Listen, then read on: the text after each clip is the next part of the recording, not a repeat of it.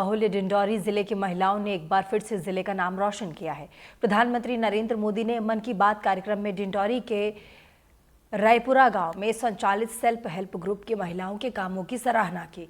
आपको बताते चलें कि महिलाओं ने जलाशय का सही इस्तेमाल करके मछली पालन और जल संरक्षण की मिसाल पेश की है। देखिए हमारे संवाददाता विजय तिवारी की खास रिपोर्ट। मध्य प्रदेश के आदिवासी बाहुल्य डिंडौरी जिले में एक बार फिर महिलाओं ने अपना परचम लहराया है।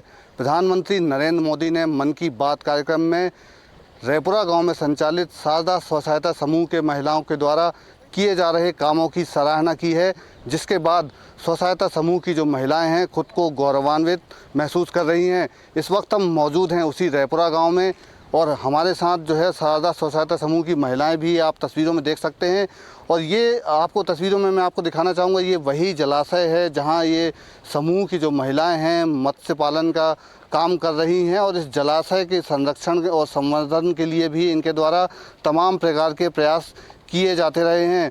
शारदा स्व सहायता समूह की जो अध्यक्ष हैं शारदा धुर्वे, वो इस वक्त यहाँ मौजूद हैं। उनसे हम जानते हैं कि उन्होंने इस मत्स्य पालन का काम जो है कब से उन्होंने स्टार्ट किया और उन्होंने कैसे इस काम को जो है अपना आमदनी का जरिया बना लिया। ये बताइए कि सबसे पहले तो आपको प्रधानमंत्री नरेंद्र मोदी ने आपके जो समूह के द्वारा जो काम किए जा रहे हैं उसकी सराहना की है, तो क्या कहना चाहेंगी आप? जी, उसके बारे में तो मैं सर सबसे पहले उन्हें नमस्ते कहूँगी और फिर उनका धन्यवाद करती हूँ सारी समूह की दीदियों की तरफ से, जिन्होंने हमारे समूह की इतनी सराहना की और हमें इस लायक समझा कि उन्होंने अपनी मन की बात में हमारे इस समूह के काम को रखा।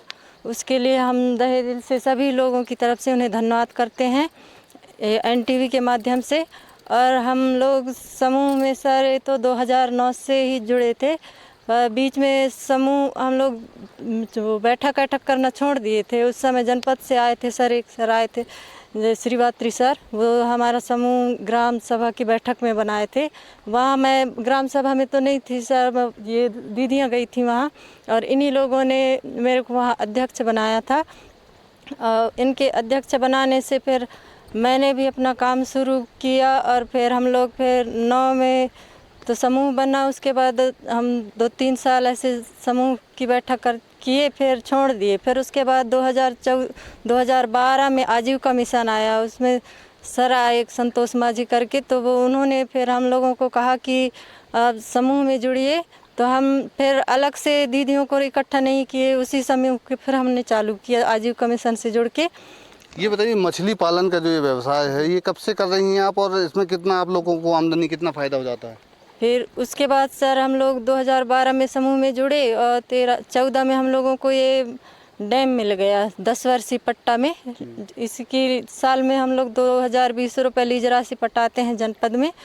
और वहाँ से फिर हम लोग लगातार काम करते आ रहे हैं। अभी 22-23 में ये डैम का पूरा हुआ था, हम लोगों का 10 वर्ष हो गया था।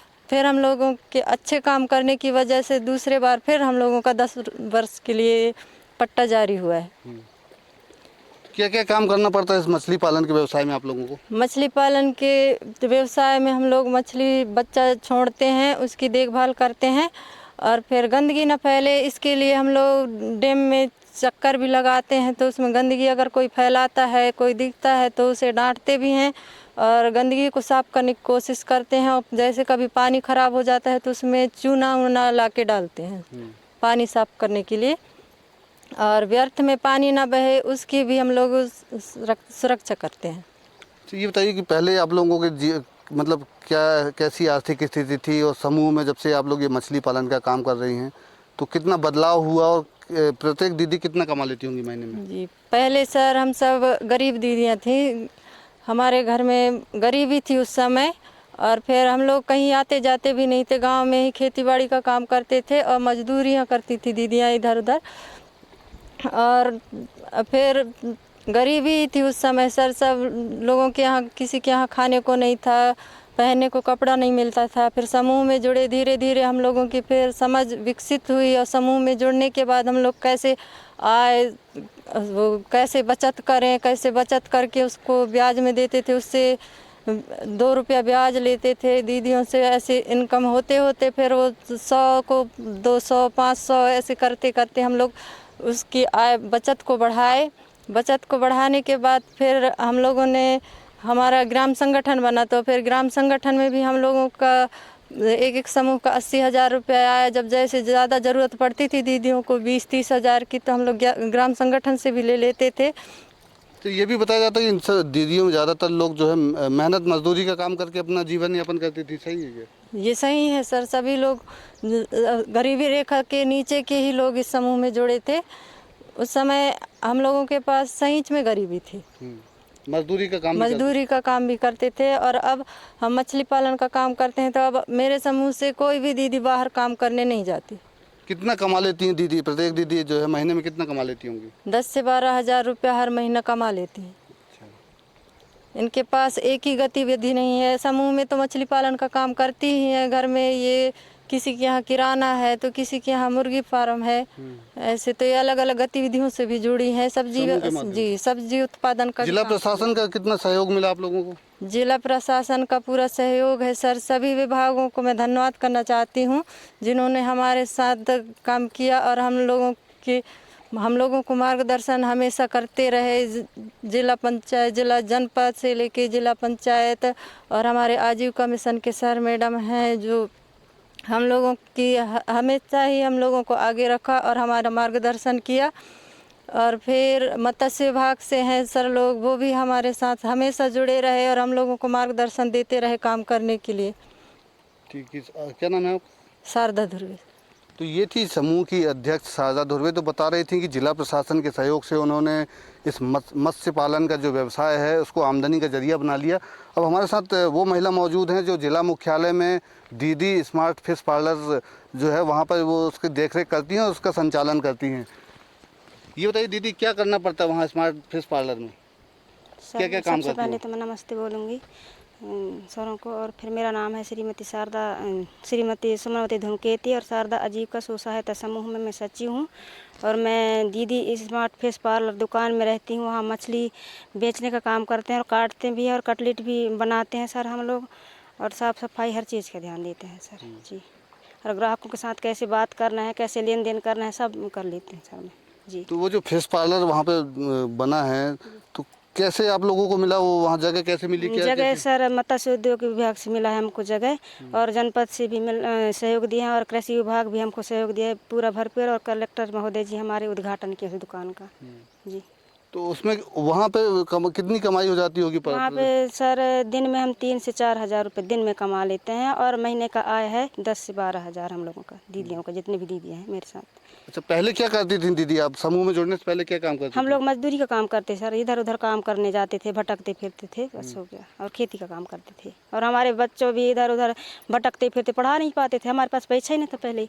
और अब जब से हम समूह में जुड़े हैं तब से हमारे बच्चों को भी पढ़ा पा रहे हैं, अच्छे से घर चला पा रहे हैं और हर चीज़ का मेंटेन अच्छे से कर पा रहे हैं सर जी। अच्छा दीदी, आप लोगों के समूह में जितनी महिलाएं हैं तो उनका अलग अलग काम बटा है। बाकी और महिलाएं क्या क्या काम करती हैं? जैसे हम दो महिलाएं तो हम फिश पालन में रहते हैं सर, वहाँ का रेख देख करते हैं। और बाकी जो दीदियाँ, एक दीदी हैं उनके पास मुर्गी पालन है और फिर किराने की दुकान भी है। और बाकी दीदियाँ मछली पालन में बाकी दीदी सब रेख देख करती हैं सर जी। पाड़ी से आते हैं इधर रेख देख करने।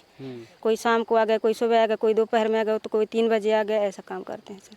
मोदी जी ने जो है तारीफ की है आप लोगों के समूह के द्वारा जो काम कर रही हैं आप लोग, तो कैसा लग रहा है आप लोगों को? क्या बहुत अच्छा लग रहा है, बहुत अच्छा लग रहा है सर अपने दीदियों को। और आगे भी जो समूह होंगे मेरे गांव में उनको भी मैं सलाह देती हूं कि वो भी कुछ कार्य करें और अपना नाम जागरण करें देश में। तो ये प्रेरणा मिली कुछ अभी मोदी जी ने जो तारीफ की है उसके बाद आप कुछ और क्या अपने समूह को और अच्छी से काम करवाएंगे, खुद करेंगे और फिर फिश पालन को और आगे दुकान भी बढ़ाएंगे सर जी। क्या नाम है आपका? श्रीमती सुमन धूमकेती। तो ये थी सुमन धूमकेती जो जिला मुख्यालय में दीदी स्मार्ट फिश पार्लर का संचालन करती हैं। और कुछ और महिलाएं उनसे हम जानते हैं। क्या नाम है दीदी आपका? सुमन मरावी है सर मेरा नाम। और हम लोग यहाँ पे बांध पे रेख देख का काम करते हैं। जैसे चोर वोर आ जाते हैं मछली चुराने के लिए तो उनको डांट के भगाते हैं। और फिर यहाँ पे जो बंधान में गंदगी आ जाता है उसको साफ सफाई करते हैं और फिर गंदगी ना फैलाएं करके उनको डांटते हैं। और फिर व्यर्थ में जैसे बंधान से पानी निकलता है उसको बंद भी करते हैं। अच्छा, मतलब इस जलाशय से मछलियों की चोरी भी होती है? जी सर, चोरी भी होती है। यहाँ पे रात में भी चोरी करते हैं, दिन में भी आ जाते हैं चोरी करने के लिए। तो आप लोग क्या पहरेदारी करती हैं इस जलाशय में? जी सर, पहरेदारी करते हैं, पूरा रात ना पूरा दिन भी करना पड़ता है। अच्छा, रात में भी आप लोग यहाँ डटी रहती हैं? जी सर, रात में भी आते हैं हम लोग यहाँ के और देखते हैं। तो कैसे बारी बारी से महिलाएं, मतलब आप लोग ड्यूटी करती हैं, कैसा क्या करती हैं? हाँ, रात में सभी लोग आते हैं और दिन में है तो बारी बारी आ जाते हैं। 1-2 घंटा के लिए वो दो दीदी आ गए, 1-2 घंटा के लिए हम लोग आ गए, ऐसे करके बारी बारी आते हैं। तो कौन चुराता, मैंने बाहर से आते हैं चोरी करने के लिए, कौन चुरा लेता है? अरे गाँव ही के फिर बाहर इधर आजू बाजू सब बाइट साइड के सभी लोग आ जाते हैं सर। ये अभी ये जलाशय में कौन कौन सी मछली है? ये जलाशय में है रोहू, नरेनी, कतला, फिर बी ग्रेड है, कामनकार है, फिर करचा भी है।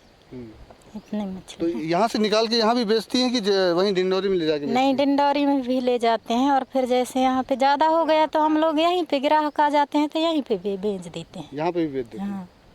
तो इस समूह में जुड़ने के बाद आप लोगों के कितना बदलाव आया जीवन में? बहुत बदलाव आया सर। हम लोगों को अब कहीं जाना नहीं पड़ता है, हम लोग यहीं से इनकम निकाल लेते हैं और फिर यहीं से हमारा सब चीज़ चल जाता है। और हम लोग आजीविका मिशन में जुड़ने के बाद भी हम लोग अपने घरों में किराना दुकान खोल लिए हैं, मुर्गी फार्म सब खोल लिए हैं, तो कहीं जाना नहीं पड़ता है। तो ये थी शारदा स्व सहायता समूह की महिलाएं जो प्रधानमंत्री नरेंद्र मोदी के द्वारा मन की बात कार्यक्रम में मिले तारीफ के बाद खुद को बेहद खुश और गौरवान्वित महसूस कर रही हैं। डिंडोरी ज़िले की बात की जाए तो डिंडोरी ज़िले में ऐसी कई महिलाएं हैं जिन्होंने अपनी प्रतिभा के दम पर राष्ट्रीय स्तर पर अपनी अलग पहचान बनाई है। तो कहीं ना कहीं ये जो है डिंडोरी ज़िले के लिए बड़े ही गौरव की बात है। विजय तिवारी, NDTV, डिंडोरी।